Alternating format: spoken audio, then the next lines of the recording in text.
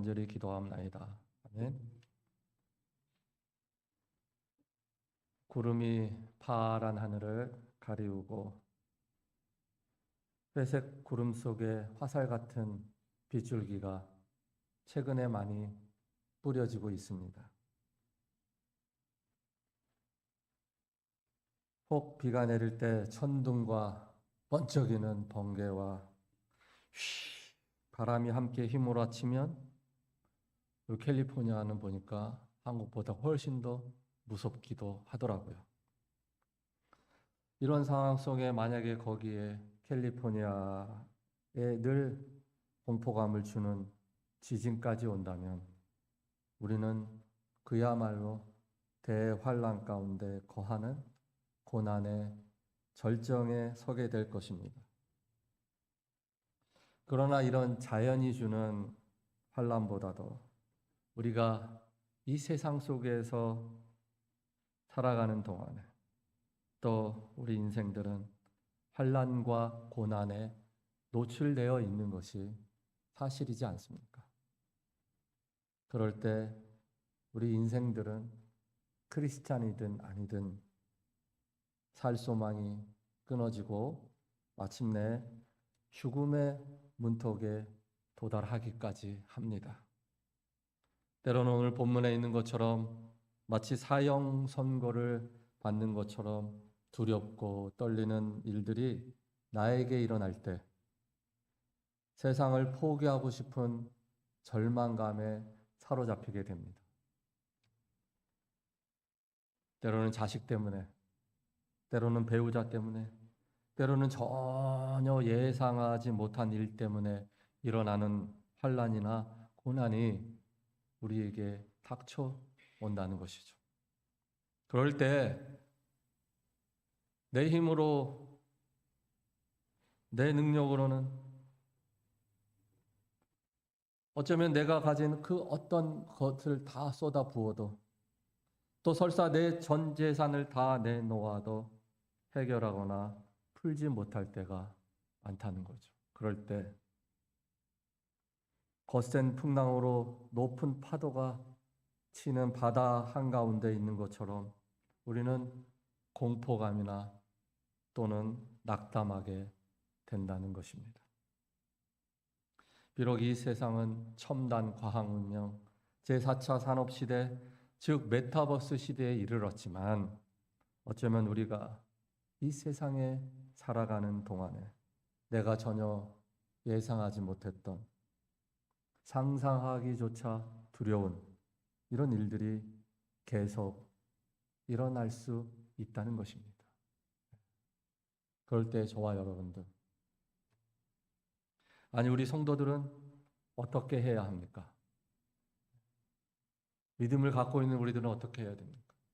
갈팡질팡하게 갈피를 못 잡고 이리저리 헤매시겠습니까? 저도 그럴 때가 상당히 많았습니다.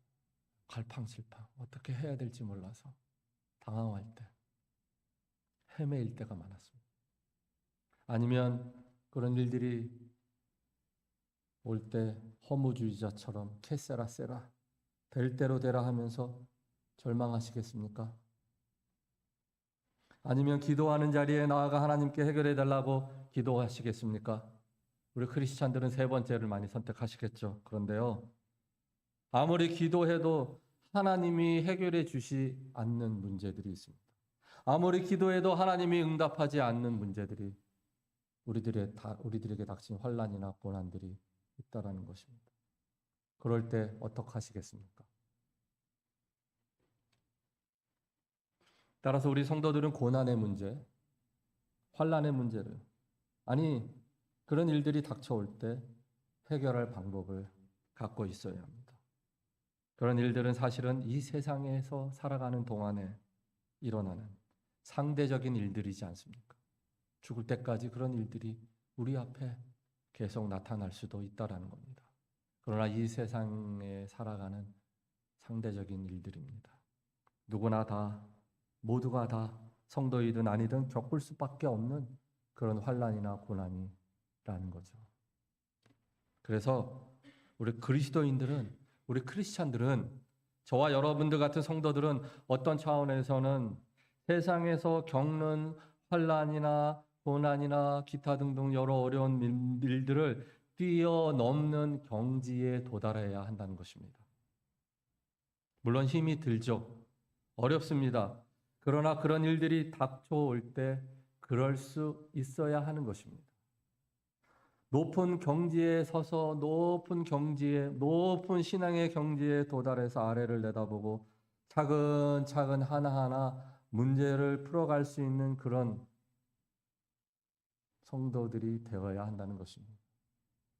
하나님은요, 우리 믿는 자들에게 그럴 능력을 충분히 주신다는 겁니다. 사실 오늘 본문에서 나오는 고난과 환난은 제가 지금까지 말씀드린 이런 환난이나 고난과 차원이 다릅니다. 오늘 본문 고린도후서는 어쩌면 사도 바울의 개인 자서전과 같습니다. 개인 간증과 같습니다. 왜 이렇게 1장에서 7장까지 자신을 변호하고 자기 자서전을 이야기합니까? 그때 당시에 고린도 교회에 거짓 선지자들이 많이 등장했어요. 초대교회는요, 거짓 교사들, 거짓 선지자들이 굉장히 많았습니다.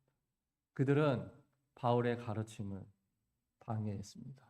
그리고 그들은 예수를 믿어도 이방인들도 유대인의 절기를 다 지켜야 한다는 잘못 가르침을 가르쳤습니다. 예수를 믿는 이방인들은 유대인들의 절기를 지킬 필요가 없습니다. 그것이 12 사도들과 또 사도인 바울의 가르침이었습니다. 그러나 그런 거짓 선지자들이 그렇지 않다고 이야기하고, 오늘 본문의 고린도 후서에 보니까 거짓 선지자들이 등장해서 사도 바울이 가르치는 가르침은 다 잘못되었다. 그리고 한 가지 중요한 게 있는데, 사도 바울은 사도가 아니다. 사도는 예수님의 12 제자 뿐이다. 사도 바울이 어떻게 사도이냐? 사도 바울은 사도의 반열에 오른 사람이 아니다라고 이야기를 했습니다. 그러면서 바울을 비난하고 바울을 이간질했습니다. 자, 이 소식을 바울이 듣고요. 바울은 이것을 바로잡기 위해 고린도 후서를 쓴 것입니다. 그리고 자기의 사도직을 변화하기 위해 자기 간증을 1장부터 7장에서 하게 된 것입니다. 그리고 자기는 사도이며 그런 사도로서 복음을 전하다가 환난과 고난 속에 어떻게 했는가를 고린도 후서에서 계속 말해주고 있다라는 겁니다. 그러면서 오히려 당시 로마 시대의 그리스도인으로 살아가는 게 굉장히 힘들지 않았습니까? 많은 박해가 있었으니까.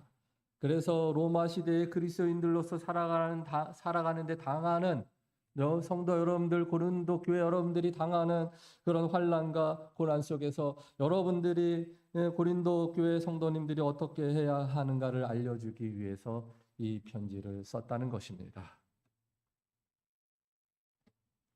물론 오늘 본문에 복음을 전하다가 당하는 환난만을 이야기한 것은 결코 아닙니다. 4절에 보면 우리의 모든 환난이라고 말합니다. 세상에서 당하든 환난이든 복음을 전하다가 당하는 환난이든 그럴 때 우리 성도에게는 반드시 뭐가 있다? 사도 바울이 강조하는 게 하나님의 위로가 있다라는 겁니다. 뭐가 있다고요? 위로가 있다는 겁니다. 이 하나님의 위로는 세상 사람들은 경험하지 못합니다.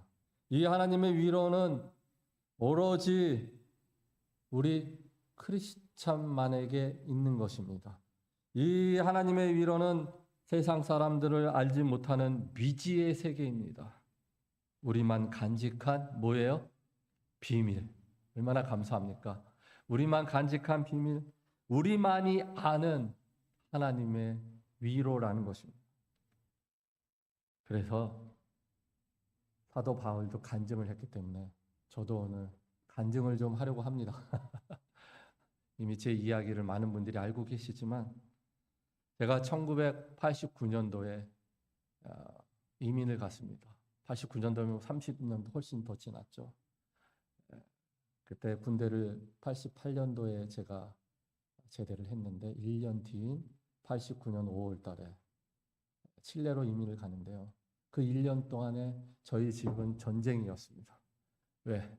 저와 저희 바로 위에 형님은 이민을 안 간다. 근데 우리 부모님은 저와 저희 형님은 꼭 데리고 가려고 했습니다. 큰 형님은 이미 칠레에 이민 가셨고 누나하고 둘째 형님은 결혼을 했기 때문에 한국에서 살으라 그러고 둘째 형님과 저는 데리고 가려고 했습니다. 그러나 저는 꿈이 있었기 때문에 절대로 가지 않겠다. 꿈을 한국에서 이루겠다. 그러니까 집에만 가면 아버지랑 논쟁이 시작되는 거예요. 매일같이 아버지와 싸우는 거죠. 집에 가는 게 너무나 괴로웠어요. 그러니까 맨날 교회에서 사는 거죠. 교회에서 집에 가기가 너무 싫었어요. 일단 집안 문을 열고 쭉 들어가면 아버지가 너 좀 일로 와봐. 그렇게 해서 원래 그러신 분이 아니시거든요. 저를 한 번도 때린 적이 없으시고 한 번도 잔소리 하신 적이 없으신 분입니다.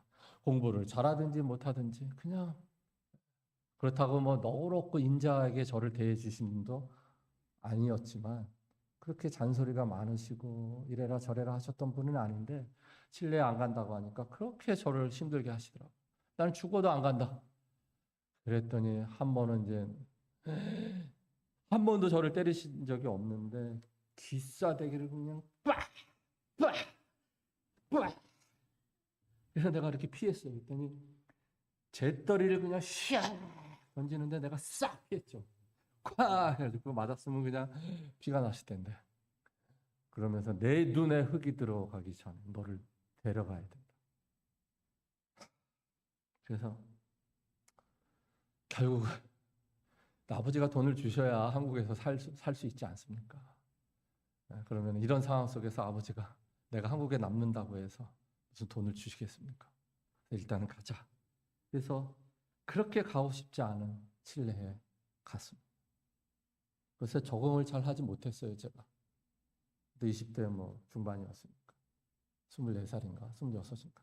잘 모르겠습니다. 거기에 가니까 낯선 환경 속에서 향수병에 시달렸어요. 제가 간 곳은 멜리빌자인데 그 칠레 수도가 산티아고예요. 산티아고에서 1시간 정도 떨어진 소도시인데 멜리빌자라고 거기에는 한국 사람이 큰 형님 가족밖에 없었어요.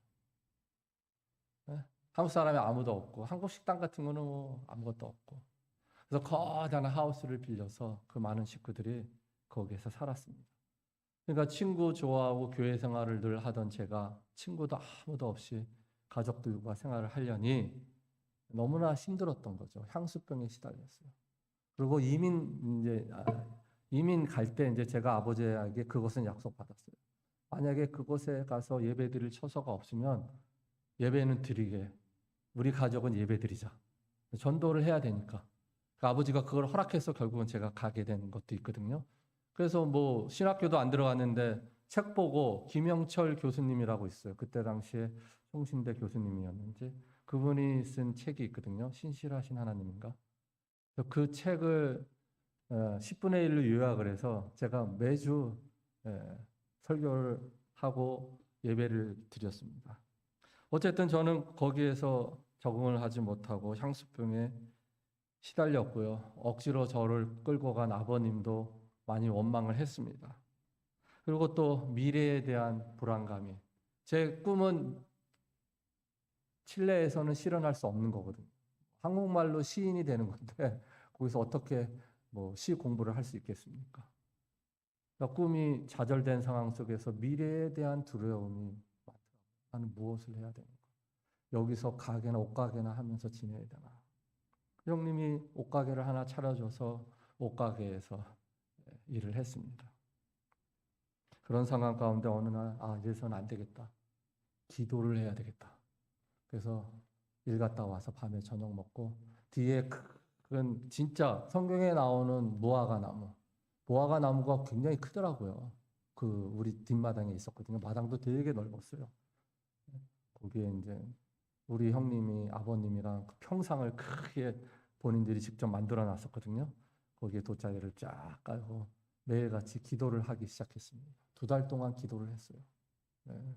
그때 하나님께서 어느 날 비전을 보여주신 겁니다.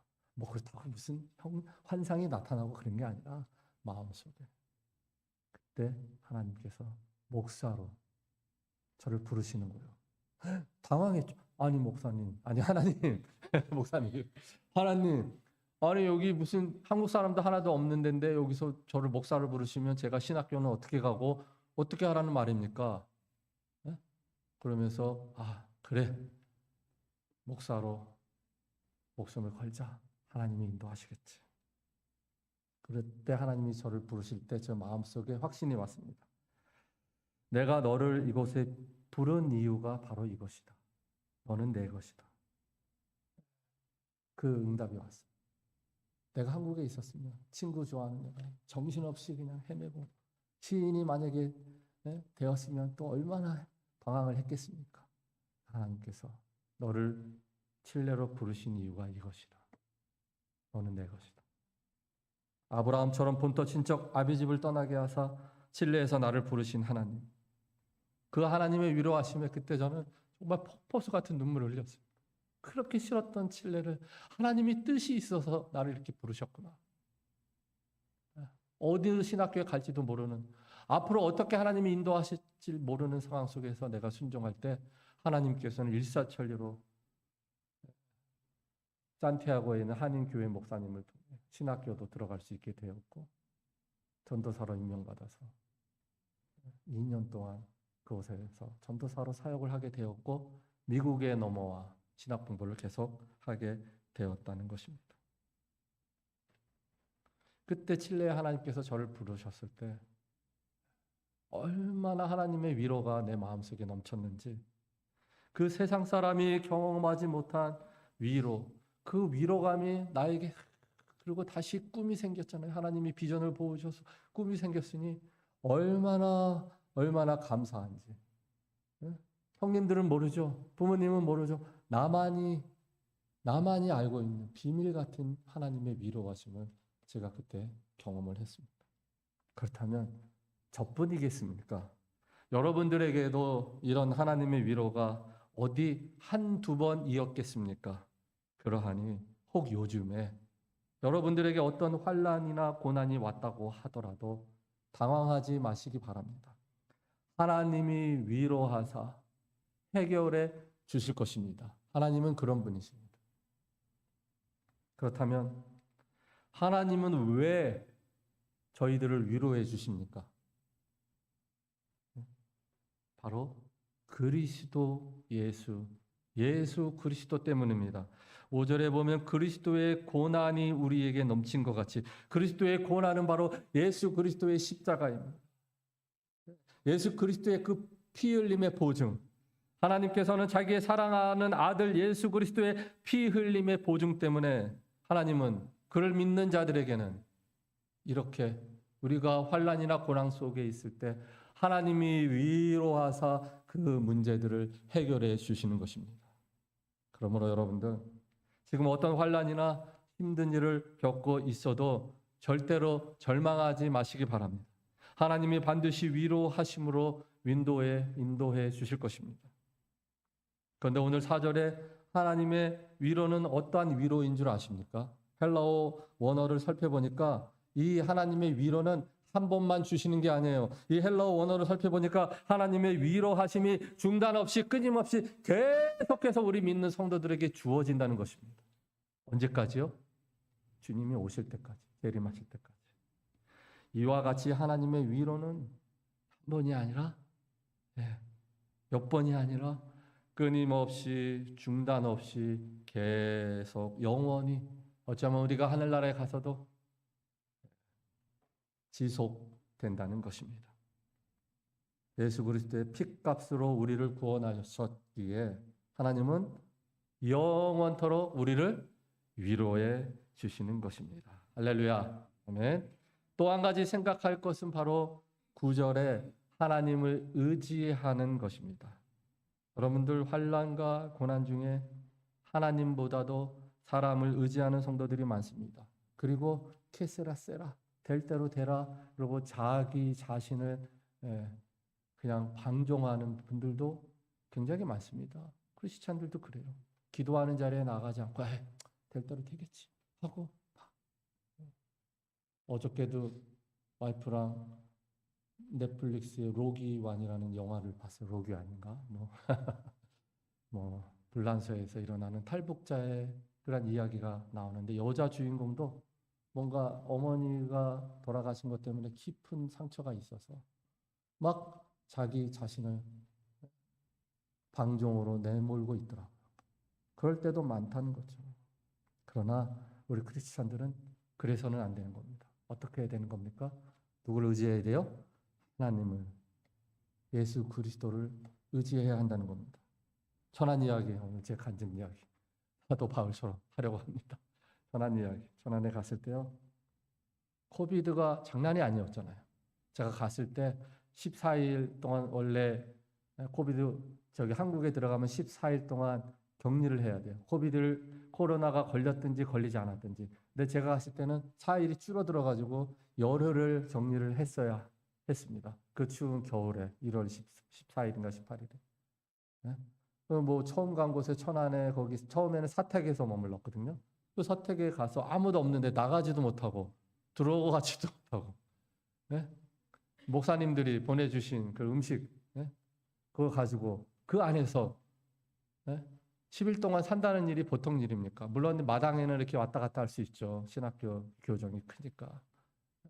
그러나 거기서 아무도 없는데 목사님들이 내가 왔다고 오고 싶어도 오지도 못하시고 교수님들도 오지도 못하고 저도 혼자서 거기서 살았습니다. 그리고 그 격리 기간이 끝났을 때 배가 고파서 식당에 들어가도요. 코로나 백신을 맞았다는 QR 코드가 있어야 점심을 먹을 수 있었어요. 식당에 들어가서 밥을 먹을 수가 있었어요. 심지어는 내가 필요한 용품을 사려고 백화점에 갈 때도 QR 코드, 백신 맞은 코드가 있어야 그 백화점 안으로 들어갈 수 있었습니다. 굉장했습니다. 여기 미국보다 한국에 가보니까 그런 게 훨씬 더 심했습니다. 그 정도이니까 격리가 끝난 이후에도 거기 가면 제 친한 친구들도 있고 동생들도 있고 또 제가 아는 목사님들도 많이 있습니다. 보고 싶잖아요. 토요일 날 쉬는 날이니까. 그래서 전화를 했더니 만남을 꺼려해요. 목사님, 조금 더 있다가, 형님, 조금 더 있다 봅시다. 그래서 칠레에서 친하게 지냈던 동생이 있어요. 청년부 회장했던 동생이 2-3살 어린데 그 치과 의사입니다. 전화로 형 너무나 보고 싶어요. 근데 우리 조금 더 있다가 만납시다. 야, 그래도 이제 만날 수는 있거든요. 마스크 끼고 같이 밥도 먹을 수 있었어요.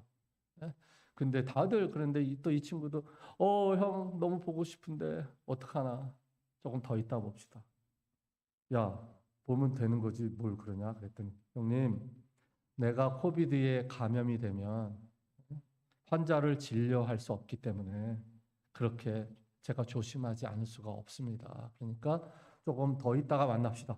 그러니까 격리가 끝났는데도 아무도 없는 거예요. 그리고 나중에 뭐 점점 시간이 1-2달 지나갈수록 사람도 못 만나고 혼자서 그렇게 쓸쓸히 지내야 했습니다. 당시 신학교에는 학생들도 지금 많아졌다 그래요. 근데 많지 않았기 때문에 강의도 월요일과 화요일만 했습니다. 그래서 교수님들 오면 그때 잠시 점심도 같이 먹고 학생들이랑 교제를 하지만 뭐 월요일, 화요일 외에는 아무도 없이 혼자서 친구들도 만날 수도 없고 혼자서 그렇게 지내야 했다는 거죠. 그때 홀로 고독할 때 제가 내가 지금 뭐 하고 있는 거지? 하나님께 나아가게 되더라고요. 하나님만을 의지하게 되더라고요. 그때 깨달았습니다. 하나님이 나를 이곳 천안에 보내신 것은 내가 하나님만을 의지하게 하기 위함이었구나. 은연중에 자식을 의지했고요. 와이프를 의지했고 또 함께 했던 성도님들, 제가 우리 장미혁 전사님 여기 계시지만 장미혁 전사님한테 말씀을 안 드렸지만 장미혁 전사님이 우리 교회 꾸준히 나와주셔서 장미혁 전사님도 되게 많이 의지했습니다. 잘해드리지는 못했지만, 그리고 제가 친구들을 좋아했기 때문에 친구들을 많이 의지했구나. 그래서 나를 홀로 고독하게 만들어서 극한의 고독 속으로 몰고 가서 하나님께서 하나님만을 의지하게 했구나. 하나님만을 의지하게 이런 환경을 만들어 주셨구나.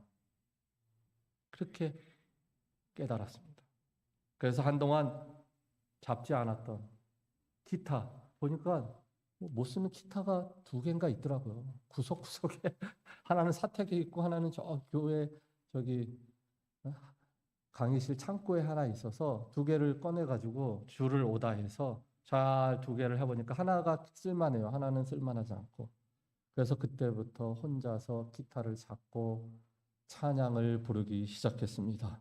그렇게 하나님을 의지할 때 하나님은 저에게 중앙교회, 서울에 있는 서울중앙교회 설교 목사로 부르셔서 하나님의 일, 목사로서 당연히 해야 할 복음 전파하는 일, 설교를 담당하게 하셔서 그 외로움에서 벗어나게 하시고 성도들을 만나고 설교하게 하셨습니다. 할렐루야.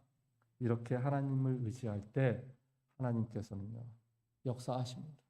여러분들이 외롭고 쓸쓸하고 또는 여러 가지 환난과 고통이 여러분들 앞에 닥칠 때 누구만을 의지해야 돼요? 하나님만 의지해야 돼요. 여러분들 오래 신앙생활 하신 분들 뭘 느끼십니까? 사람을 의지한다는 것은 그때뿐이라는 것을 깨달으실 겁니다. 자식도 마찬가지, 배우자도 마찬가지. 하나님만을 의지할 때 하나님의 위로가 우리에게 임하는 것이고, 하나님을 의지하고 기도할 때 하나님이 응답해 주시고 문제들을 해결해 주시는 것입니다. 또 내가 외로울 때 하나님만을 의지할 때 하나님의 위로가 넘쳐난다는 것입니다. 마지막으로 사도 바울은요, 복음을 전하다가 8절에 보니까 살 소망에 끊어지고 9절에 보니까 사형 선고를 받은 것 같았다고 말하고 있습니다. 살 소망이 끊어지고에서 끊어지고의 헬라어 원어를 살펴보니까 급작스러운 고뇌로 모든 소망을 상실하게 되며 마침내 죽음의 문턱까지 이르게 하는 이런 의미가 있는 겁니다. 소망이 상실되고 정말로 마침내 죽음의 문턱까지 이르는 그런 극심한 고통 속에 감옥에 갇혀 있었던 사도 바울이었습니다. 또 사형 선고는 2가지 의미가 있어요. 헬라어 원어로 살펴보면 급작스러운 고뇌로 모든 소망을 상실하게 되며 마침내 그 2가지 의미가 있는데 법적 사형 선고나 다름없는 첫 번째가 있고요. 그 다음에 복음을 전하다가 겪는 육체적 고난이 사형 선고라는 의미가 있다라. 그러니까 실제로 감옥에 갇혔잖아요. 복음을 전하다. 그게 법적인 사형 선고나 마찬가지였다는 거예요. 감옥에 들어가면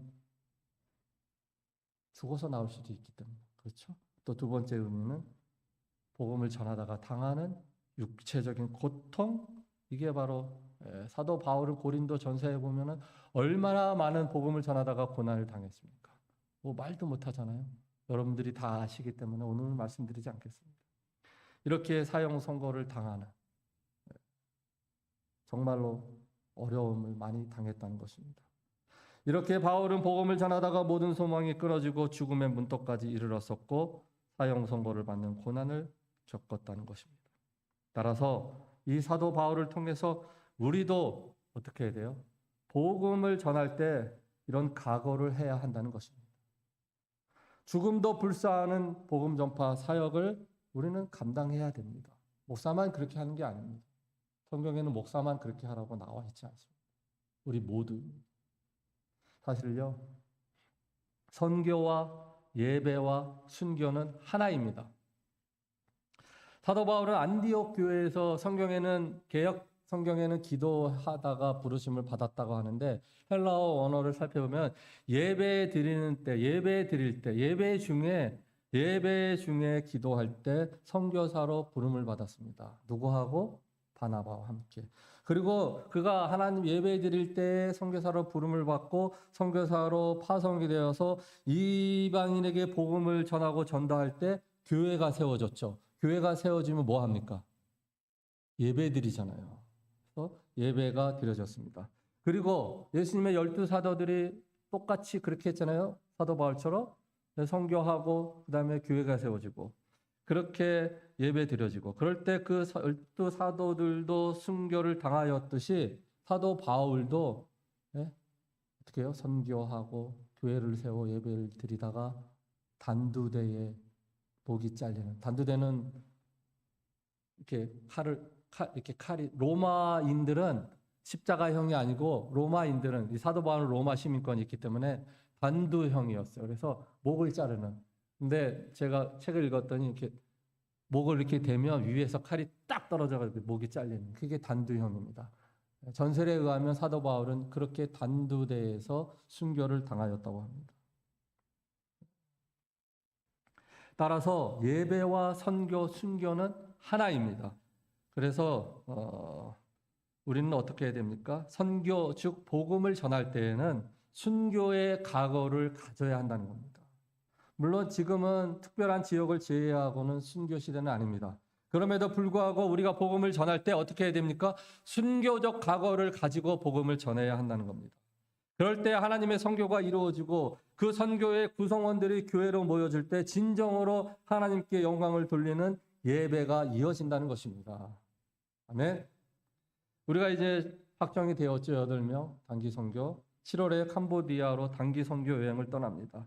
그곳에서 선교하는 이영명 선교사님. 여러분들 이제 가시는 분들은 보게 되겠지만 처음에 갔을 때 죽음의 고비를 몇 번이나 넘기셨습니다.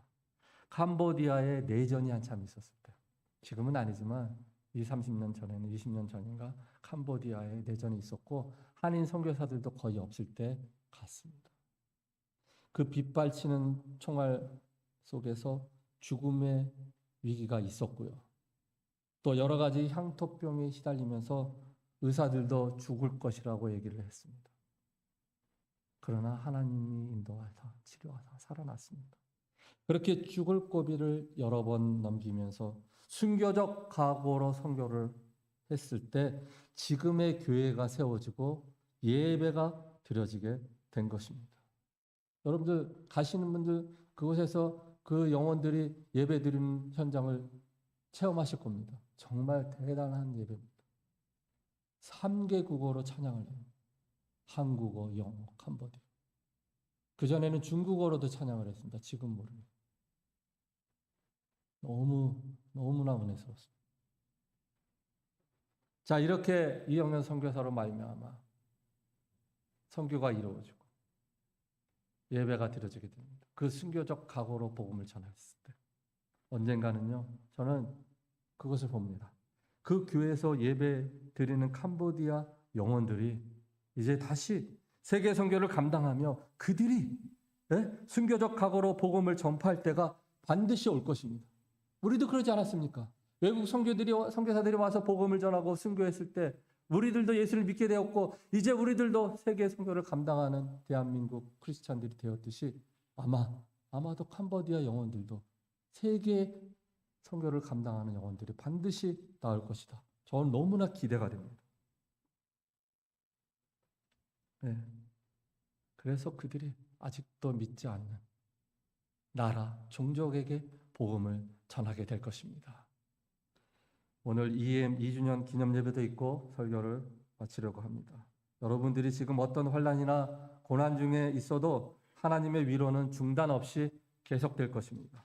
그리고 어떤 상황 가운데서도 하나님만을 의지해야 합니다. 그럴 때 하나님의 어떻게 해요? 역사하십니다. 그리고 복음을 전하는 자리로 나아가야 합니다. 바로 비록 복음을 전하다가 살 소망이 끊어지고 사형 선고를 당한다 하더라도 그렇게 복음을 전하는 자리로 나아갈 때 예수를 십자가에서 다시 살리신 하나님이 끝까지 저와 여러분들을 위로해 주실 것입니다. 기도하겠습니다. 하나님 아버지 감사합니다. 우리가 환난과 고난 중에 하나님은 끊임없이 계속해서 우리를 위로해 주십니다. 따라서 우리 성도님들 어떤 어려움을 당하고 있을지는 모르지만 하나님의 위로하심을 경험하게 하여 주시고 하나님을 끝까지 의지함으로 하나님의 위로함으로 그 문제들이 해결될 수 있도록 인도하여 주시옵소서. 예수님의 이름으로 간절히 기도하옵나이다. 아멘. 우리 다 같이 일어나셔서 찬양 부르시고 예배를 마치도록 하겠습니다.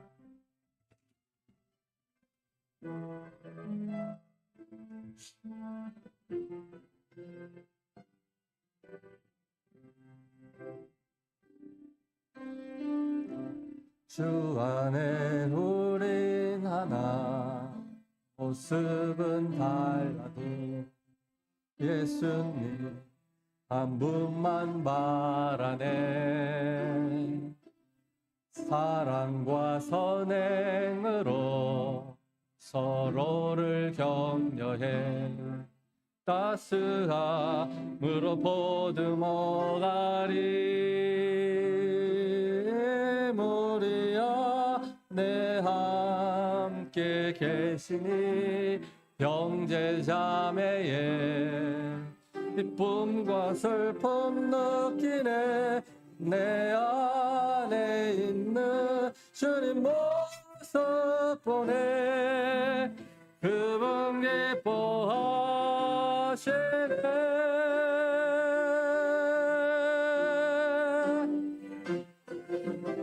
주의 불을 통해 계획하시네. 부족한 입술로 찬양하게 하시네. 주의 불을 통해 계획하시네. 너를 통해 하실 일 기대해. 주님 우리를 통해 주의 불을 통해 계획하시네. 부족한 입술로 찬양하게 하시네. 주의 불을 통해 계획하시네. 너를 통해 하실 일 기대해. 아멘. 기도하겠습니다. 지금은 우리 주 예수 그리스도의 은혜와 아버지 하나님의 극진하신 사랑하심과 성령님의 감화 감동 교통 위로하심이 오늘 이 시간에 하나님을 의지함으로 끊임없이 하나님의 위로하심을 경험하며 나아가는 성도님들 한 분 한 분 심령 위에 이제로부터 영원토록 함께 있을지어다. 아멘.